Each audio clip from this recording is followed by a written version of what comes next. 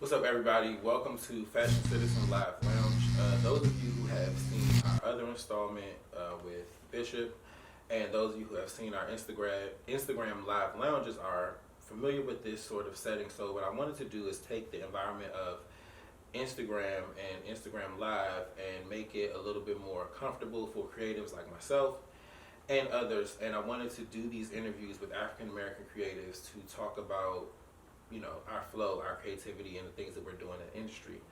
And our guest today goes by many names. However, today we're going to refer to him as Artshow. This is the gentleman that is behind a very elusive but stylish brand, Haveyouseenmink. And I first got wind of the brand not too long ago, but really kind of delving into the brand and seeing how the brand has evolved, even in the short time that I've been aware of it, has been super cool. I wouldn't even just call it athleisure. It's a creative brand. Like, I'll just keep it like that. It's a creative brand. It's a creative brand. You kind of don't know which direction it's gonna go in, but wherever it goes, it's like, yo, I'm trying to be down. Like, I'm trying to be a part of that. So I love that description. Thank you. yeah, like it's something you want to be a part of, and that's to me the best part of a brand is bringing people into a lifestyle. Or bringing people into something that you do. Like, if you create a brand that nobody wants to be a part of, then why do it? But it's a lifestyle, and so when I buy the clothes, it makes me feel like I'm down, like I'm cool with you. Yeah, I wear your clothes. Part of the lifestyle. Yeah, that's what we want. We're close, and so can you tell us a little bit about Haveyouseenmink? Like, how did you come up with the name? Why is it so like elusive and in the shadows? Like, tell us a little bit about it. For real, I always wanted to have a clothing brand called Mink. I'm not really sure the original thought process behind like calling it Mink, but what it developed to be over time was like I just wanted to feel like high quality. When I think of the word mink, I think of like luxury, high quality, fancy shit. You know what I'm saying? Mink products, like not necessarily just about the fur. Mm-hmm. You know what I'm saying? But I just think luxury. So that's kind of like where my mind went as far as like putting it together. Right. Kind of lost my train of thought. So what makes the brand, like, where did the whole elusive like mystery come from? Like, where did that's just how I am. I'm just like a very private person for real. Mm-hmm. And like so like the whole Haveyouseenmink side of it comes from like I suffer from a little bit of social anxiety and shit. So like when I'm doing events and things of that nature, or I'm out and about, sometimes I just need to like leave to separate myself, to get myself together, and that kind of turned into like Haveyouseenmink. Like, people ask, have you seen me? I'm at a event. People be at the event to see me, but I'm not there because I went to go get myself together. Yeah. So it kind of like, it's a spin on that. It's like a positive spin on that, because like that was a big issue at first, but I kind of just developed it into something cool because people like to say, have you seen me? Right. It's cool. I don't know. And that also brings up a wider conversation that as creatives, even if we're outgoing, extroverted through our art, we're still regular people. Hell yeah, man. I try to stay regular and shit. Not everybody, but people who I talk to, my supporters, try to put me in like a light, and I do accept that light, but at the same time, it's like, I'm like you, bro. Like, yeah. I worry about shit just like you worry about shit. I got problems just like you got problems. And it's funny you say that, because I think as creatives, people think that because we have access to art as an outlet, mm-hmm. somehow like that cures everything. Like, oh, if I produce clothing, or if I write, or if I design, or if I draw, I'm straight. But like, I still have the same issues, even if I create. Like, creating doesn't always. I'm still depressed. I make some sweatpants. I'm still depressed. I make some more. I'm still depressed. right. And I mean, even if I sell the whole stack, I might still be depressed. My bills are paid, but like I still have real life issues, and so we can talk about that. Like, how important now? Because like it seems like you're growing through that. Yeah. How important now, being like in the place you are with your brand and your development as a man? How important is mental health and business? That's everything now. Like, growing up, like in my younger years, I didn't really take into consideration like how much it was weighing on my mental health, or it affected my mental health at all. Mm-hmm. But now it's kind of like I have to give the same amount of attention to the brand that I do to, the same amount to my mental health as I do to the brand. Mm-hmm. And like just coming to terms with that. It's a real kick in the nuts, but like once you get a hold of it, like you jog good. Right. It's a balance game, just like everything else in life. It's just a balance game. Know when to rest, know when to not force it, know when to trust yourself, know when not to trust yourself. Mm-hmm. And we have that. It's funny too. We have that this kind of idea now in the black creative community. You know, I'll sleep when I'm dead. I'm gonna keep going all the time. I still feel like that. Right, but like even though we grind, and I feel like it's more of a feeling than like an actual lifestyle. Like you need to rest. You need to sleep. You need to, eat good food. You know, it's cool to go to Wendy's or whatever. Very important. Every so often, but so you probably need some fresh vegetables, and you need to drink juice and water and wash your face and all that kind of stuff. And I joke about that on Instagram, and people like, oh, wash your face, whatever. But like, nah, bro, like hop in the shower sometime. Yeah, like just standing there for an extra 20 minutes. Yeah, like literally, like really make sure that your lifestyle, is something that replenishes you, not just your art. Because while our art does replenish who we are people. Like, you exist outside of your brand.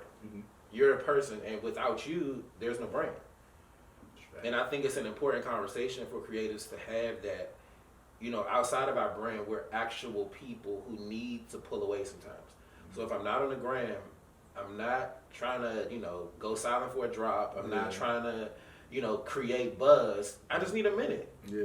I need a minute. And I think we have to be sensitive to the fact that creators need a minute. I see people, on social media all the time, when somebody doesn't post or somebody chooses to deactivate their profile or something, it's like, yo, it's such a problem. Like, oh my God, I'm trying to, like, give them time. Give them a minute. So, let's talk about the brand this year. We've been in quarantine for like 1,000 years. This 2020 has been the longest 20 years of our life. Yeah. How have you used this time to develop the brand? Man, I just been locked in with myself. I got a chance to rediscover like why I'm doing it, what I'm doing it for, and like just refine myself creatively.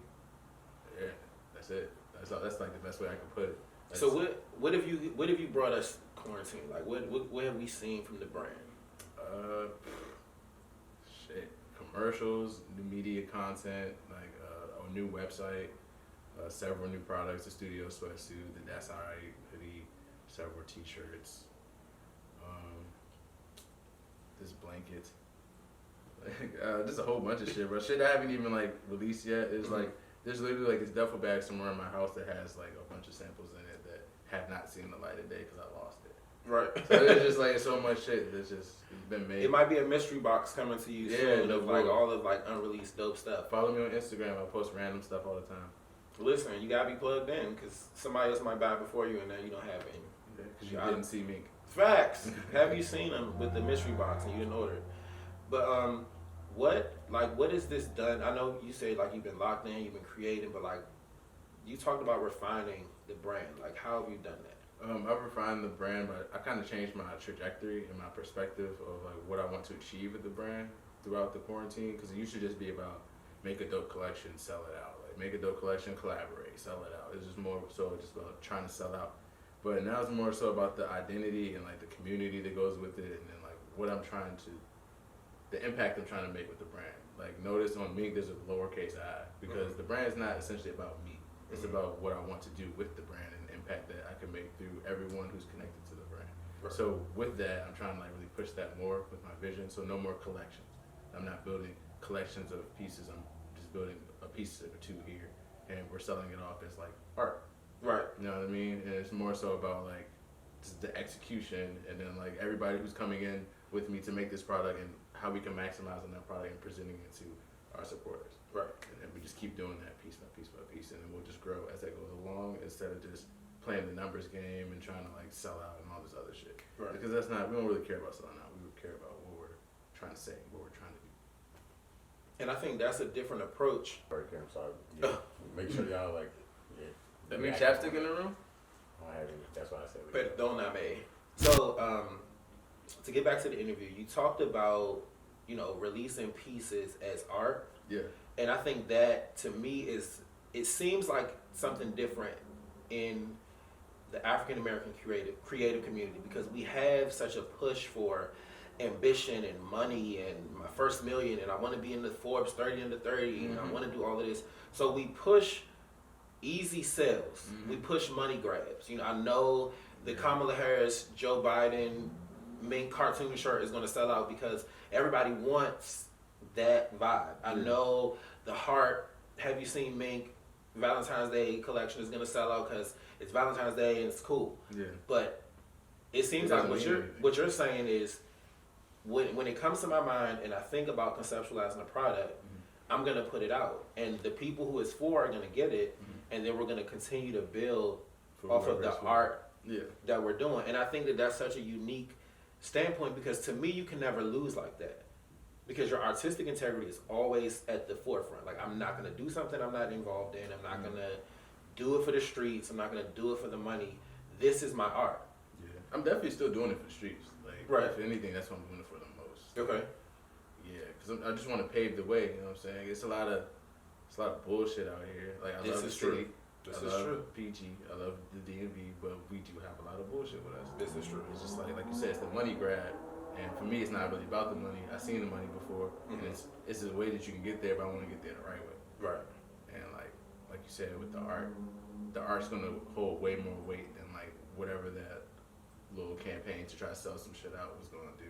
Like people will remember the brand, and that's what I really want is the impact. Because I could always make clothes. I could make a million brands, but I just need one to make sense and like have a real impact and help people and change the world in some capacity. Yeah, and I feel like when I saw your brand, when I first got exposed to it, it's like, okay, cool, these are cool sweats, these are cool, you know, like I had the beanie, I thought it was super cool because it says beanie on it, and it's like, it's the type of cool stuff where you feel like, I should have that, like I'm cool, so I should have that. Yeah, that's why I wanted people to like, feel I should have that hoodie because I'm cool, and that looks like something cool people wear. Exactly. And then like when you get it, like, it's not just, like this isn't just a hoodie, I'm like, oh, it's cool, some threads, I'm like, oh, it's cool. But I'm gonna wear it forever, and then when it frays, or you know when one of the threads comes off, or you know if I wash it a million times and the black starts to fade, I'm gonna love it even more because this means something. Yeah. Because like it's a part of who I am. I can put a tuxedo jacket over this, or I can put a moto jacket over it, and it means two different things, but this is the art. Like this is the piece, and it says whatever you want it to say. Exactly. And I think that's what fashion to me, fashion and style is that. It's an identity. It's a way to say, today I'm gonna wear sweatpants and I'm gonna put some Gucci loafers on or some Prada loafers or whatever the brand you feel is, and that's what I'm doing. Or tomorrow I might wear the beanie with the tuxedo, because that's how I'm feeling. But it's a way to, you know, bring what you do or your sauce into everyday life. And I think that's the dope part about it being art. It's not just a piece. Because like you said, it's a lot of stuff out here that we can wear this year, but in 2021, it's not relevant anymore. Yeah. It's out of style, or, you know, it skated its way out of being relevant. Yeah, we're kind of getting away from like timeless people. Well, we not as a brand, but like we as a society, we're kind of drifting away from timeless. In my opinion, I don't know why. It's like you said, the instant gratification is a little bit more popular right now. But we're gonna hold it down. We're gonna see what's gonna happen. And I think it's a social media of life now. We need an Instagram moment. We need something that's right away. Yeah, you're seeing it right here, like a thumb scroll, so it's like real quick. So you want things to happen that quick because you're receiving it that quick, and that's just not how life works. And I tell people all the time that are designers or brand owners, you tell people what is hot. Yeah. And if you make the microwave lifestyle hot, that's what people will gravitate towards. And they will wear you out because every week they want a new design. They want a new shirt. They want a sticker. They want a pillow. They want a keychain. And so you're burnt out trying to satisfy people who are consistently consuming and never appreciating it. Yeah, and then as soon as you start putting that out, then you're no longer relevant in their eyes, when that's not how it should be. Big facts. And even like to pivoting, like I've seen your artwork, like art artwork, not clothing artwork, and then now you moving into creative directing and brand development. What caused the shift, or was that always something you did? It's just now. It's always something I did, but this time I'm doing it because I want to get out the streets. I just don't want to fuck with no street shit no more. Right. Yeah. And I just feel like that's like my best way of going legit. It's like help take all the information that I have gained over the years from doing this shit by myself and help other people do it. Yeah. And just charge them. And I've seen the campaign for, you know, Artsy Lou. I've seen the Fun Done campaign. Like all of these campaigns are super. But those aren't just me though. That's me and Shaba. Right. Yeah. But the the movement itself, or the packaging, is so well done. Yeah. Like it's super well done, and I think it speaks to the fact that urban can't be confined. You can't say this is urban art or urban brands because we could classify what you do as urban, but when you look at it, you can't attach a brand to like, oh, this is urban. It's well done. It's well lit. It's it's the transitions are clear. The message of the product is clear. So that's just good marketing. Yeah, we just try to bring visions to life. We don't really try to like fit into like a specific genre or whatever the case may be. We just take whatever it is that they believe their vision is. We get as much information from them as we can about that vision and try to regurgitate it back to them. And that's visually. That's literally what you see. It's literally like it's digested brands. Like we're getting what we should get as the consumer, and it may not be the because as artists, we have a raw thing in our mind that doesn't always translate to the consumer. Yeah. But when you kind of filter it through creative direction, it's more palatable. Yeah. So that the people kind of get what I'm trying to say. But as an artist, I'm like, yo, just make it, make it dope. And I'm saying all these kind of words, and the consumer's like, why is the hoodie like floating in the middle of the water with classical music? And it's like, that's. I feel you. Like, as long as the artist can like express himself in a way that they feel expressed, and then we can filter it like you said, and then the customer can consume it. And then it's palatable, and that's the thing I like. Like every campaign that I've seen that you've had a hand in makes sense to me as a consumer. Even if the product isn't for me, the campaign makes sense. Bless. And I think that's super dope. And then too, like we can talk about your art. Like I think the style is really cool. So what influences how you draw?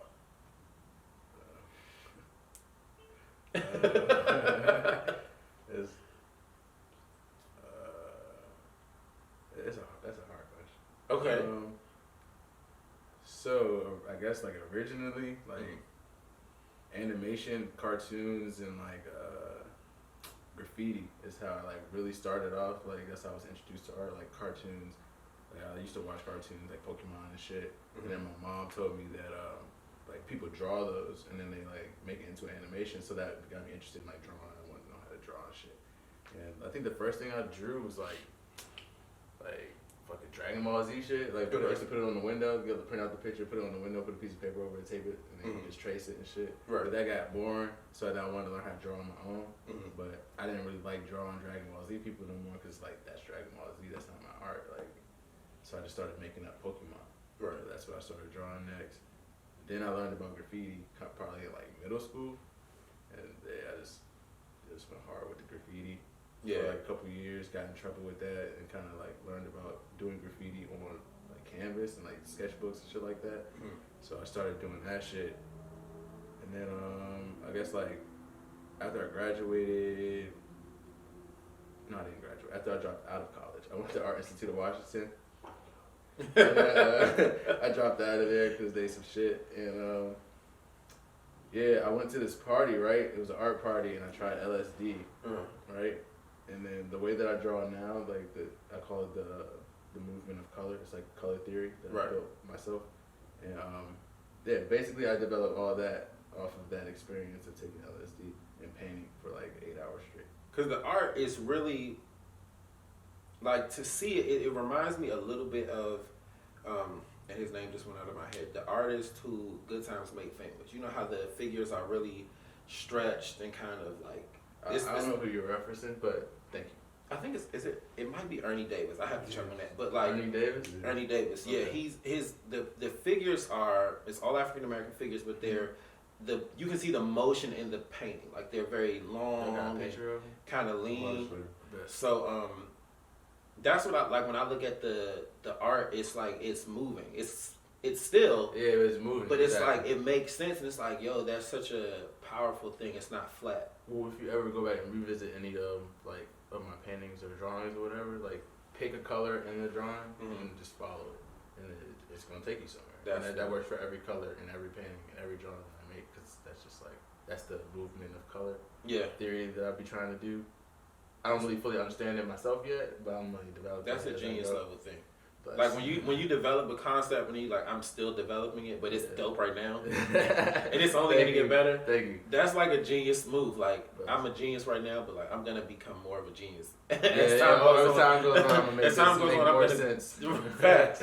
So where's the brand going this as we come out of quarantine and go into 2021? Where's the brand going? What are we gonna see more of? What are you? You're just gonna see us do a lot of like. Just everything, bro. We're not just a clothing brand. Like, we're not just, like, yes, we're making hoodies and sweatpants and shit, but, like, that's not all we're about to do. We're about to have home goods. You know, it locked. That's it? Oh, okay. Oh, yeah, I kind of figured this is who it was. Okay. Yeah. Like, see, it's like movement in the, we're looking at art, give us a second. So, yeah, like. It's hella movement in these. Yeah. And I'm very honored to be compared to this guy, because everybody has a painting of him. Yeah. Of his in their house. But, damn, shout out to my Aunt Reese. She's the first one to ever show me any of his artwork. She had, like, a big piece in her basement. It was, like, a guy DJing. I used to like, go to her house when she had parties. I would just stand in the basement and stare at that joint. Like, how did they do that shit? Like, that's... Yeah.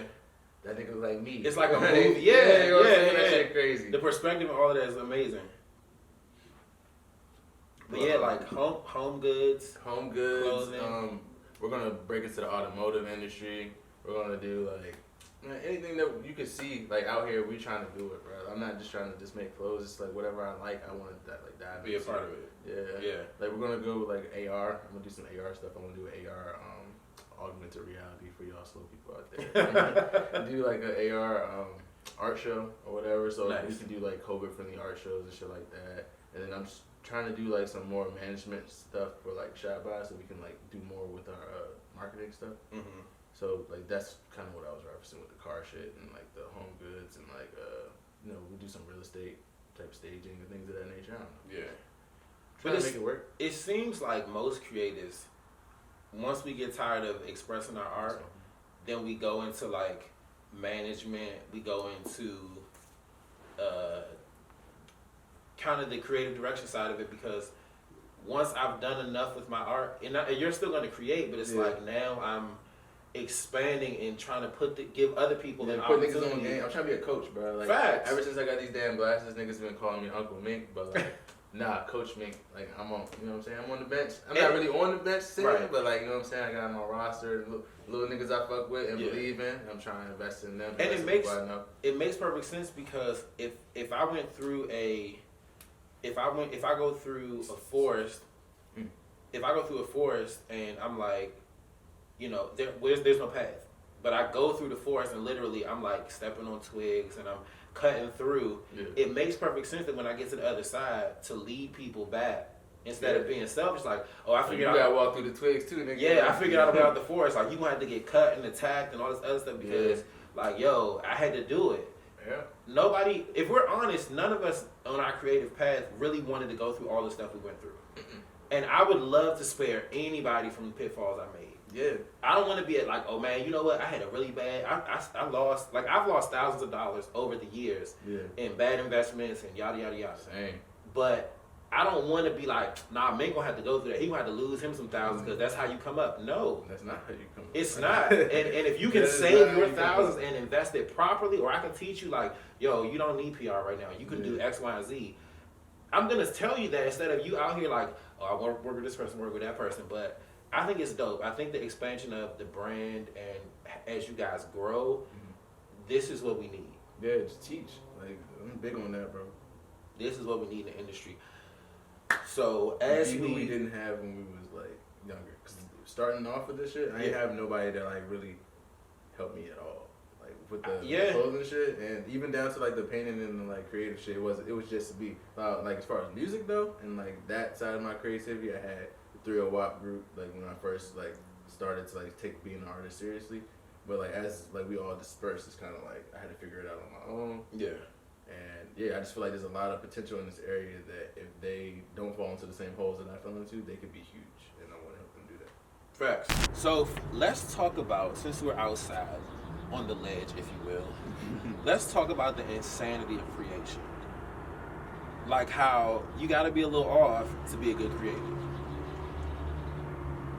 Because like we talked about social anxiety. I mean, I've dealt with like social anxiety. I've dealt with depression and kind of those things. But if I'm honest, out of some of the darkest moments I've had as a creative, some of my best ideas have come through like the pain.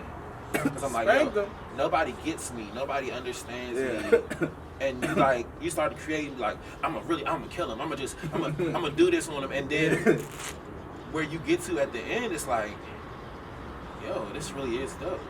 Yeah. Growing up, I had to I ain't even gonna say growing up, because it just didn't happen like that. It happened kind of a few years ago, but I had to really come to terms with my what I'm doing it for and who I'm doing it for. Mm-hmm. Like, I'm not like you said, when you be off, you're like, oh, I'm gonna kill him. I fucking with me. I'm gonna kill him this time. Like that did work out for me for a little bit, but it was certain times that that was kind of detrimental.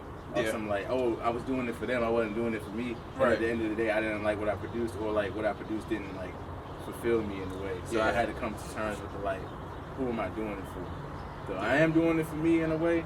I guess when I'm making art, but I'm not giving people that control over my creativity. Facts. Whereas I feel like I do it for other motherfuckers. I'm just gonna do it for me, and if they like it, cool. If they don't like it, I did it for me. Yeah. You know what I mean? And you definitely have to figure out how to channel the energy. Yeah, it's a balance, and you gotta channel it. Because I can't just pull that shit out my ass. Sometimes you do need that fire under you, oh, they doubt me, I'm gonna show them. Yeah. Sometimes you do need that, but I just don't want to depend on that. Yeah. I feel like as a younger artist, I did depend on that. Yeah. And I think too, as we mature and as you start to understand sometimes, it's not even with that type of motivation or them people feeling that way. Yeah. Sometimes it's not enough. Because sometimes I still feel bad. Exactly. I know they doubt me and I know I'm doper than people think, but I still feel bad. And people always gonna doubt you. You can be the best of the best and niggas still gonna doubt you. So that's why you can't do it for them. You just gotta do it for you. And that's why I think I really think about it as the insanity of creation, because sometimes it really is a departure from reality to create. I have to separate from even myself. Myself is in a bad place. Yeah. But I gotta separate from all of that and kind of exist in this alternate reality, if you will, where I create, and like you say, I do it for myself. I do it for the love. I do it for whatever reason I choose for that day. If it's a money grab, I did it because I wanted it to be a money grab, or I did it because I saw a piece of art from the 15th century and I think it was dope and I'm gonna recreate it. But the insanity of creation, I think, is a cool thing, because if we're honest, I think the best creatives that I know are a little unbalanced, and in the best of ways. Not in a unsafe where you need to be committed kind of way, but there are people that exist in so many spaces at the same time, and it's so dope because when you get around people like that, it just makes life so much better, because they can make you see differently. Because they're always in different spots and in different places. But so we talked a little bit. I don't know if we can talk about all of the collabs we talked about before we started rolling. But you got some really, really, really cool stuff coming. Yeah. And even maybe we can't talk about those, but talk to us about that feeling when you got the prototype, when you got the sketch, it starts going to. Oh, that's my favorite part. When it starts to make sense, that's my favorite part. Yeah. You open the box and the sample comes in the mail. Oh, are you talking about wait. So are you talking about when you first get the idea, or when the idea has come into fruition and now you have a physical product? That first moment when you've gone through the drawing it, erasing it, it's a prototype. Okay. Cool. And then when you open that box, you get that first you sample, get the first sample. The first physical manifestation of your idea. Tell me that feeling. Man, that is a good ass feeling, bro. Whether for me personally, because I know some people, they put a lot into that. Yeah. But whether that shit is good or not, it is a good ass feeling to get that shit off my chest. Yeah. Because I really can't get past shit until I see it and can physically touch it. Even down to my drawings and ideas that I be having in my head. If I have an idea that I know is valuable in some type of way in my head, I literally will go crazy until I do something towards it. I don't necessarily have to complete it every time, but I have to get it out of my head. It has to physically manifested for it to leave me alone. Yeah. And that's probably my off that you be talking about. That's probably my idea. But I literally have to physically manifest the idea, or else it's gonna fuck me up. Yeah, and it's almost and I mean, granted, we're both men, so we don't know what it's like to be pregnant or have kids, but birthing a creative project is a high that is almost indescribable. Yeah, bro. It's because like it's like literally nothing anybody can tell you. And like you said, even if nothing, bro, you made it. Yeah. It wasn't shit. You literally pulled this joint out of thin air. It was in your brain, and like to see it. Like I remember when I did my first shirt, and like it was a T-shirt. It wasn't anything like looking back on it and the things I've done since. Like no, and I've worked with designers to create custom pieces for me. Yeah. And like some of the stuff I've made or made with designer friends is like super fire. That feeling, that high is like, it's, I won't even say it's unrealistic. It's just like, it's not, it's indescribable. Like you said, it's indescribable. It's indescribable. Like, unless you do it, you don't understand, bro. I could describe it to you a million times. Yeah. But until you do it, you will not understand. And you know the crazy part is like how people talk about, and I mean, I'm not going to make this a dark thing, but when people talk about people that are drug addicts, and they say like they're chasing the high. It's not that type of thing. It's not like, it's not that where you're chasing the high, but I mean in some ways we do, but to me it's not detrimental. Like if you continue to chase a high, like you can OD and like kill you, but you can't OD on art. Yes, you can. I don't think you can. I believe so. I believe so. Because I feel like it enriches you, and like how can you could recklessly art, bro. Cause like yes. I feel like art has been detrimental to my health on numerous occasions. You can recklessly art, but like in the spirit of creating something from nothing, I don't feel like you can ever. Oh yeah, you can never do that too much. You can't bring your ideas to fruition and just like, yo, I just have too much great things. Now, can you pervert good art? Yes. You can definitely art. And then the idea of that, like if.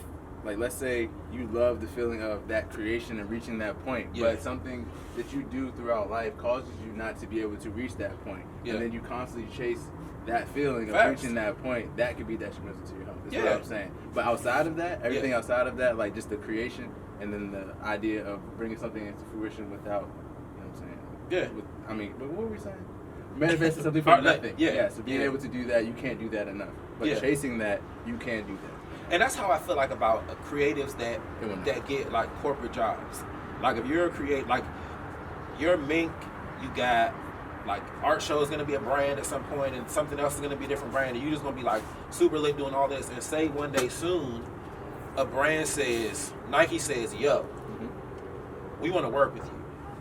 And it's cool because it's like, yo, it's Nike. And I think too, as African Americans, we are almost conditioned to believe that we have arrived when major brands want to work with us. That's like what I was about to say. Like Nike, that means, you know, like if it's Nike or if it's New York Fashion Week or the Council of Fashion Design or Tom Ford, it's like, yo, I've arrived. But then when we get there and you get in the room and everybody loves what you, oh my gosh, you're so amazing. We're gonna give you whatever you want, whatever you need, and then you get in the room to create, and you create like they liked when you came in.